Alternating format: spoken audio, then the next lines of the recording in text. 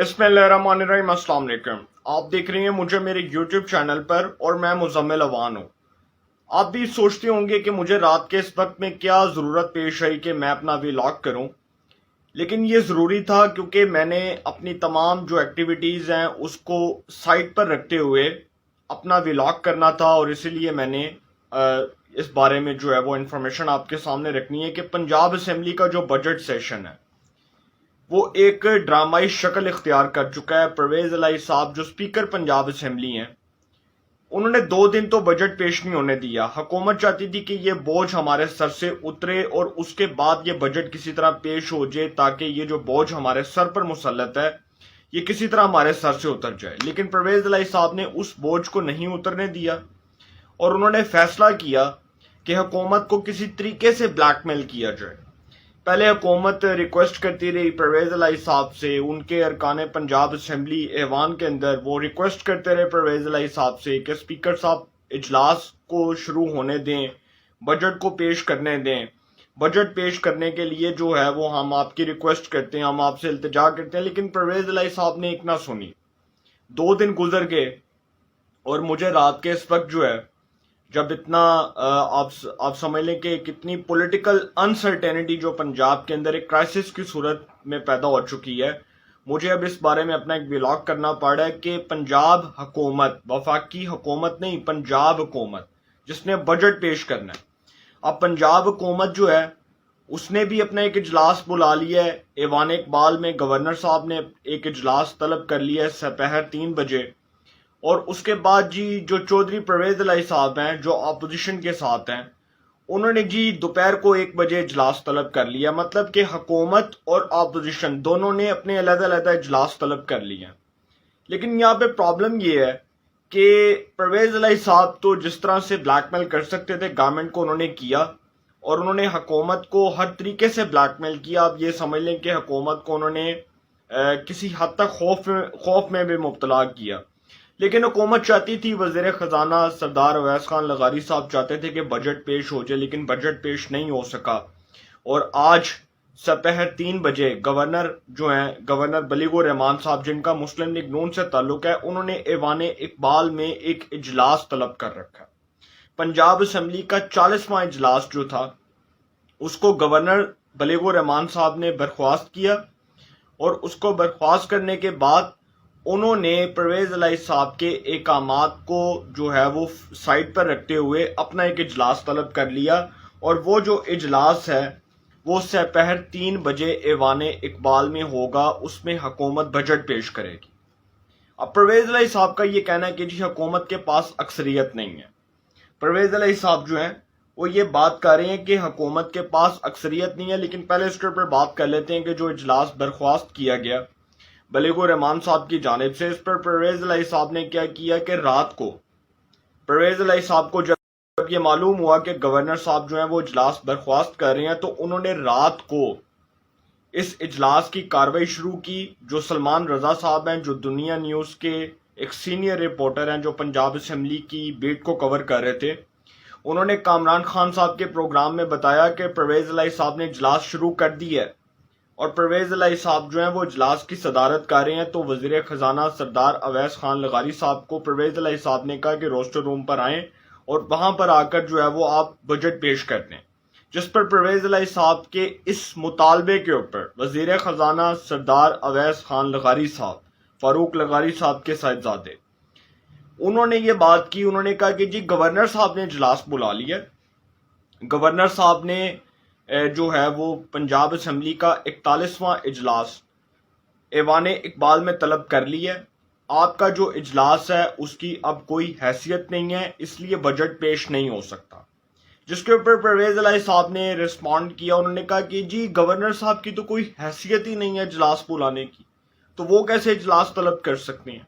उन्होंने कहा कि गवर्नर साहब को तो ये इख्तियार ही नहीं है, और उनको तो आइन ये इख्तियार ही नहीं देता कि वो इजलास की जो है वो सदारत करें ऐवान इकबाल में।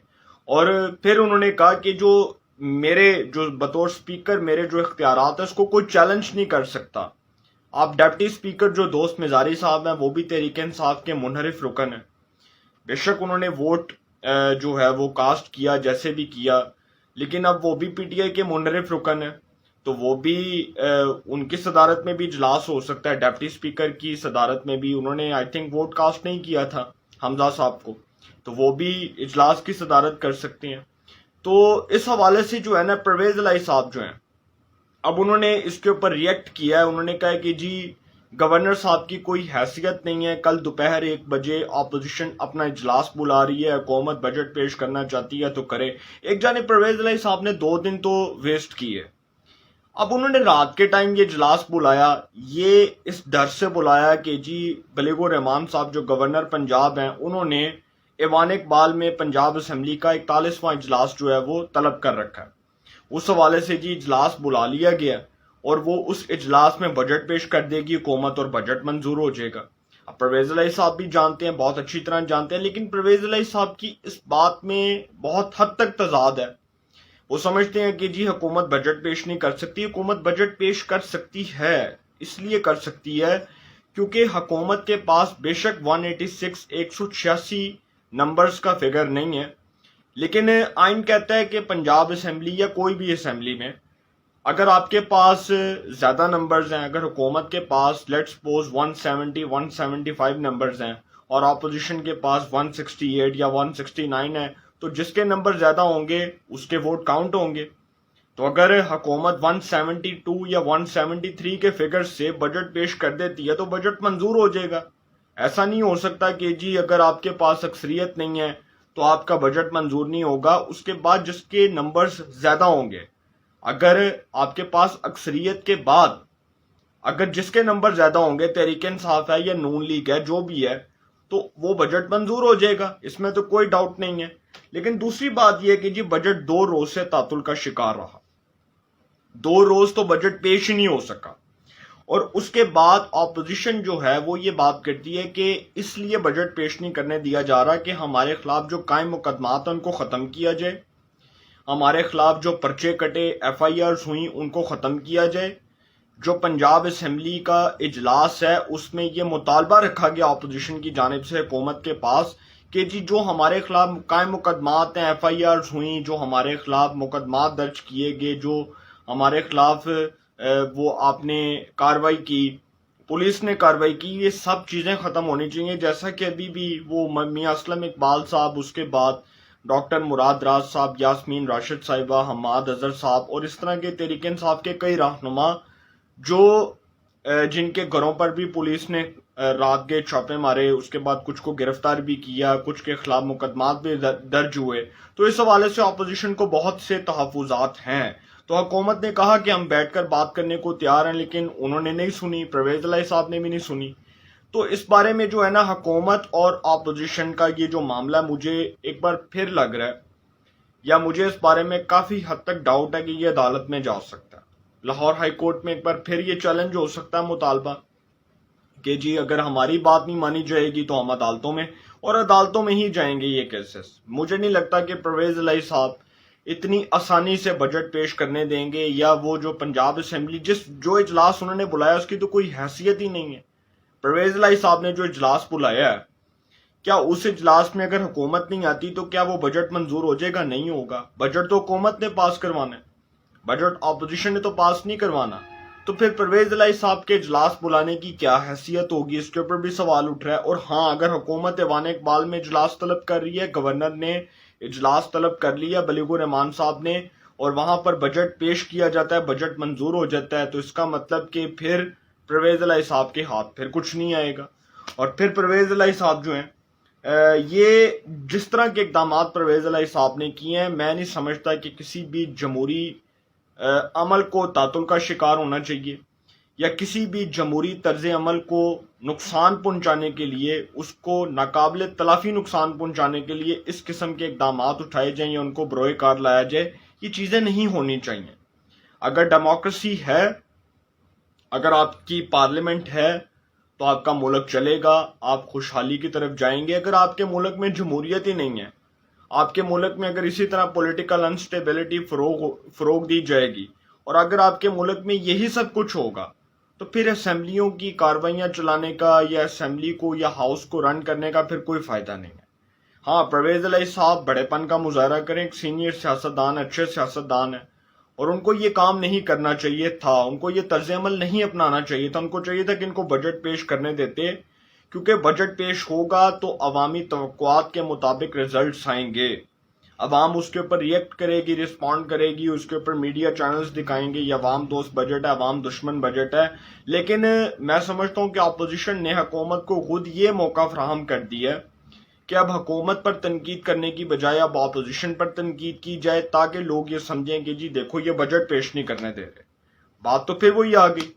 اور پھر یہ جو پرویز الہی صاحب جو ہیں، جنہوں نے وزیر خزانہ اویس خان لغاری صاحب کو یہ کہا تھا، اس سے پہلے اگر میں یہ بات کر لوں کہ عطا تارڑ صاحب کے ساتھ جو واقعہ آیا اس کو بھی قابل مذمت قرار دیا جا رہا ہے، اور یہ کوئی اچھا شگون نہیں ہے، یہ کوئی نیک شگون نہیں ہے.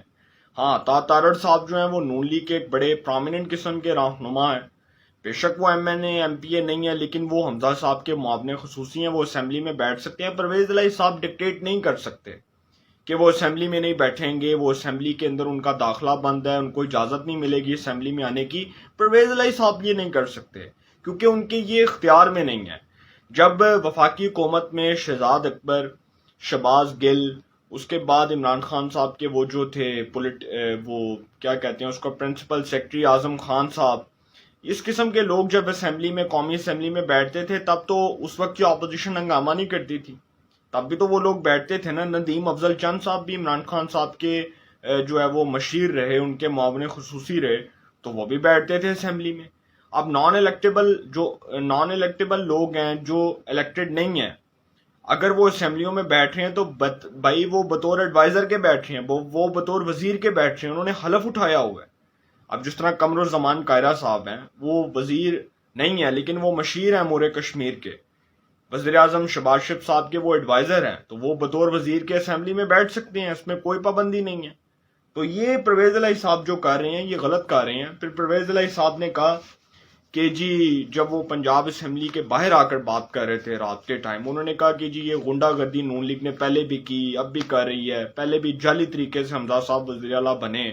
بے شک ان کا رائٹ ہے، وہ غصہ نکال سکتے ہیں، وہ جیسے مرضی نکالیں. پھر انہوں نے کہا کہ پرویز الہی صاحب نے کہا کہ اگر گورنر اجلاس طلب کرتے ہیں تو ان کو انفارمیشن لینی ہوتی ہے سیکرٹری اسمبلی سے، اور سیکرٹری اسمبلی کو بتانا ہوتا ہے، اور وہ نوٹس جاری کرتے ہیں سیکرٹری اسمبلی. اس کے بعد گورنر صاحب جو ہیں وہ جی سیکرٹری اسمبلی کو خط لکھتے ہیں، اس کے اوپر بھی کچھ اصول ہیں، کچھ قوانین ہیں، اس کو بھی فالو کرنا ہوتا ہے. یہ پرویز الہی صاحب نے باتیں کی. پھر سبطین خان صاحب نے کی. سبطین خان صاحب جو اپوزیشن لیڈر ہیں پنجاب اسمبلی میں، تحریک انصاف کے رہنما ہیں. تو میں سمجھتا ہوں کہ یہ معاملہ جو ہے یہ ایک بار پھر کنٹروورسی کی شکل اختیار کر رہا ہے، اور یہ معاملہ اگر بہت زیادہ کنٹروورسی اختیار کرے گا تو میں نہیں سمجھتا کہ یہ معاملات پولیٹیکل انسٹیبلٹی کو ختم کریں گے، بلکہ اس کو مزید فروغ دیں گے اور حالات مزید کشیدہ ہو سکتے ہیں. کیونکہ اگر پرویز الہی صاحب ایوان کو، اس کی کارروائی کو آئین اور قانون کے مطابق نہیں چلا سکتے، تو پھر وہ اسمبلی کو یہ بات ڈکٹیٹ نہیں کر سکتے، حکومت کو یہ بات ڈکٹیٹ نہیں کر سکتے کہ آپ ہماری بات کو فالو کریں یا آپ ہماری بات کے پابند ہوں. جب اسپیکر اسمبلی جو ہے وہ اس قسم کے اقدامات کرے گا تو پھر انگلیاں تو اٹھیں گی. اور آخری بات جو میں کرنے جا رہا ہوں، نون لیگ نے فیصلہ کیا کہ پرویز الہی صاحب کو اسپیکرشپ سے ہٹا دیا جائے.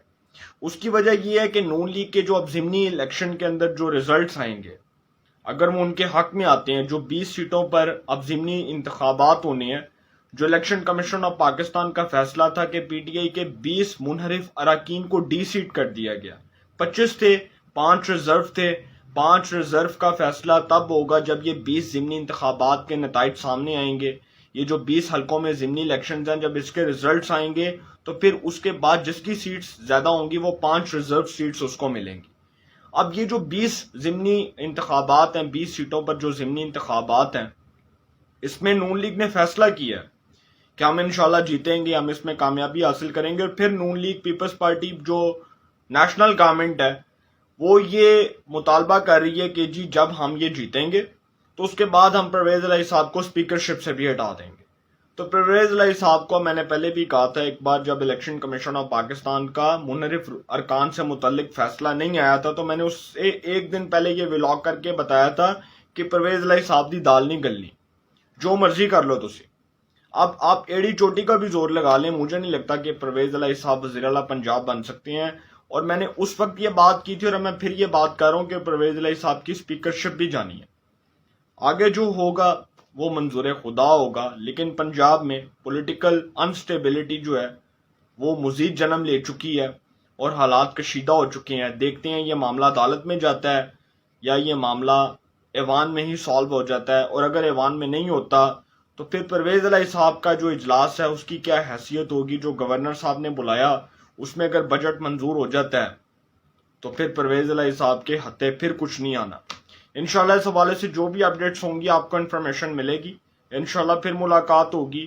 اپنا بہت خیال رکھیے گا. اللہ نگہبان.